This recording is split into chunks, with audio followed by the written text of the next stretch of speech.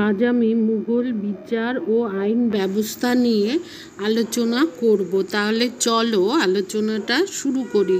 মুঘল যুগে কোনো লিখিত আইনবিধি ছিল না। পবিত্র কোরআন শরীফই ছিল আইনের প্রধান উৎস। কোরআনের নির্দেশ মেনে আইনবিধি তৈরি করা হতো।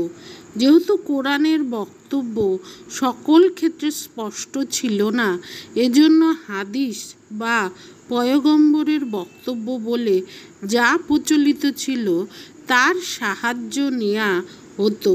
উলেমা বা মুসলিম ধর্মশাস্ত্রবিদরা কোরআনের ও হাদিসের যে ব্যাখ্যা দিতেন তার আলোকে ফতোয়া রচিত হতো। ফতোয়া ছিল উলেমাদের বাধ্যতামূলক আইনাবলী। এছাড়া জাহাঙ্গীর 12টি আইন বা কানুন প্রচলন করেন।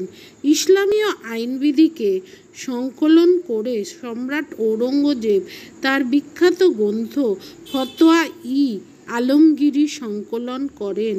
কাজী বা বিচারকরা সাধারণত ইসলামীয় আইনাবলী অর্থাৎ পবিত্র কোরআন ও হাদিসের ব্যাখ্যা অনুসরণ করে মামলার বিচার করতেন।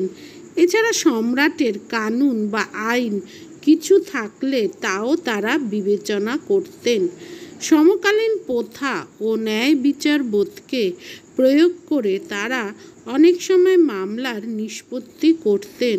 সাধারণত সম্রাট বা কাজীরা এমন কোনো সিদ্ধান্ত নিতেন না যা পবিত্র ইসলামীয় ধর্মশাস্ত্রের বিরোধী হতো। ফৌজদারি আইনের ক্ষেত্রে সকলকে সমান দণ্ড দান করা হতো। এজন্য ধর্মের ভিত্তিতে কোনো তারতম্য করা হতো না।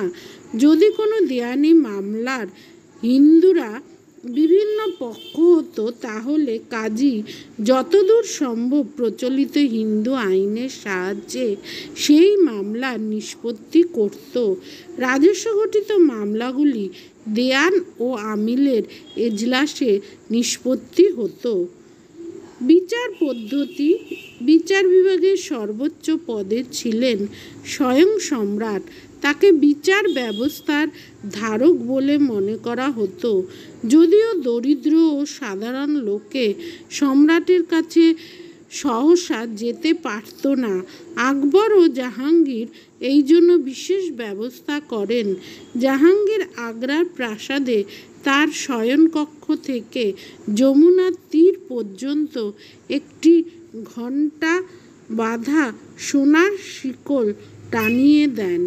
বিচার প্রার্থী এই শিকল ধরে টানলে ঘণ্টা বাজত।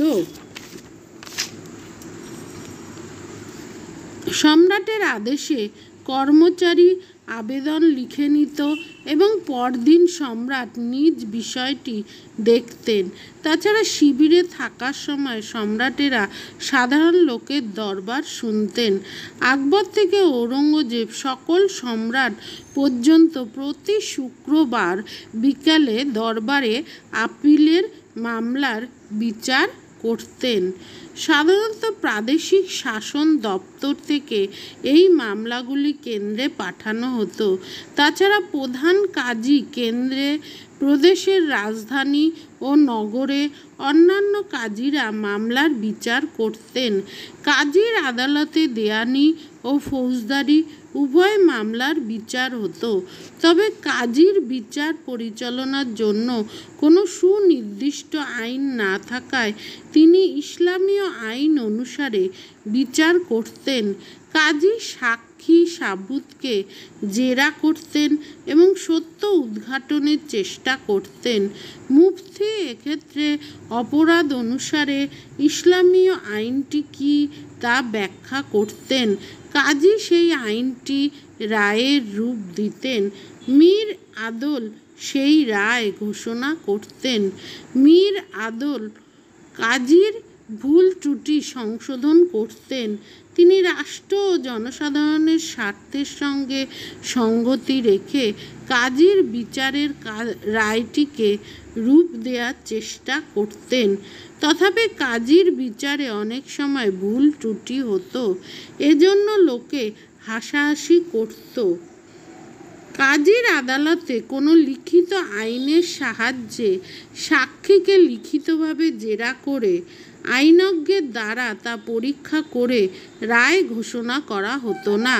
তাছাড়া মীর আদলের সংখ্যা যথেষ্ট না থাকায় সর্বক্ষেত্রে তারা কাজীর কাজে সাহায্য করতে পারতেন না। একসময় কাজীদের বিচার ব্যবস্থার অসন্তুষ্ট হয়ে আকবর বহু কাজীকে পদচ্যুত করেন। বিচার ব্যবস্থা সর্বদা পক্ষপাতহীন হতো না। নগর ও রাজধানীর বাইরে কাজীর আদালত না থাকায় গ্রামের বিচার গ্রাম পঞ্চায়েতের দ্বারাই সম্পন্ন হতো। যে মামলায় হিন্দু পক্ষ থাকত সেক্ষেত্রে আশা করা হতো যে কাজী হিন্দু আইন অনুসারে বিচার করবেন, কিন্তু কাজীকে হিন্দু আইন সম্পর্কে পরামর্শ দেওয়ার কোনো স্থায়ী বন্দোবস্ত ছিল না। আকবরের আমলে কিছু কিছু হিন্দু পণ্ডিত এজন্য নিযুক্ত হন, কিন্তু পরে এই প্রথা লোপ পায়। ফলে হিন্দু আইন সম্পর্কে কাজীর অজ্ঞতাবশত গণ্ডগোল হতো। মুঘল ফৌজদারি আইন সকল সম্প্রদায়ের জন্য একই রকম ছিল। এই আইন ছিল খুব কঠোর। বেত্রাঘাত, অঙ্গচ্ছেদ করা হতো। এছাড়া জেল, জরিমানা করা হতো। দীর্ঘকাল কারাদণ্ড হলে বন্দীকে দুর্গে রাখা হতো। ফাদার মনসারেটের রচনা থেকে জানা যায় যে সম্রাট সর্বদা পক্ষপাতহীন বিচার করার চেষ্টা করতেন। তার বিচারক বা কর্মচারীরা ভুল করলে তিনি বিশেষ বিরক্ত হতেন। তিনি চাইতেন যে দোষীকে অযথা নিষ্ঠুরতা না দেখিয়ে যেন উপযুক্ত শাস্তি দেয়া হয়। গুরুত্বপূর্ণ আপিলের মামলা তিনি নিজে দেখতেন। তার নিজ কর্মচারীরা প্রজাদের উপর অত্যাচার ও নিষ্ঠুরতার অভিযোগে দোষী প্রমাণিত হলে তিনি কঠোর শাস্তি দিতেন। আজ আসি।